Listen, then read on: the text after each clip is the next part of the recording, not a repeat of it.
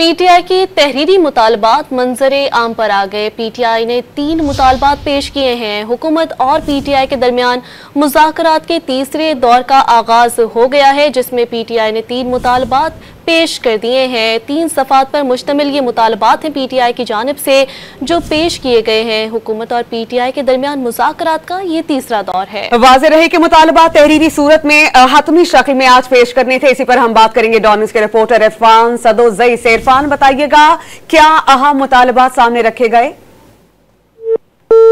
हम कोशिश करते हैं डॉन न्यूज़ के रिपोर्टर इरफान सदोज़ई से राब्ता बहाल करें और इस खबर की तफसील उनसे जानें। पाकिस्तान तहरीक इंसाफ के तहरीरी मुतालबात मंजर आम पर आ गए हैं। पीटीआई के मुतालबात 3 सफ़ात पर मुश्तमिल हैं और उस पर पाकिस्तान तहरीक इंसाफ की मुज़ाकराती कमेटी के अरकान के दस्तखत भी मौजूद हैं। हमारे साथ मौजूद हैं डॉन न्यूज़ के रिपोर्टर इरफान सदोज़ई। इरफान, आप हमें बताइएगा क्या अहम निकात सामने आए हैं पीटीआई की जानिब से मुतालबात के?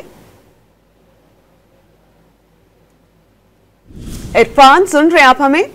हम कोशिश करते हैं, राब्ता बहाल करते हैं इरफान सदोज़ई से और उनसे जानने की कोशिश करते हैं। वाज़ेह रहे कि ये एक इन कैमरा इजलास है और ये स्पीकर सरदार अयाज सादिकी ज़ेर सदारत उनके चैम्बर में जारी है।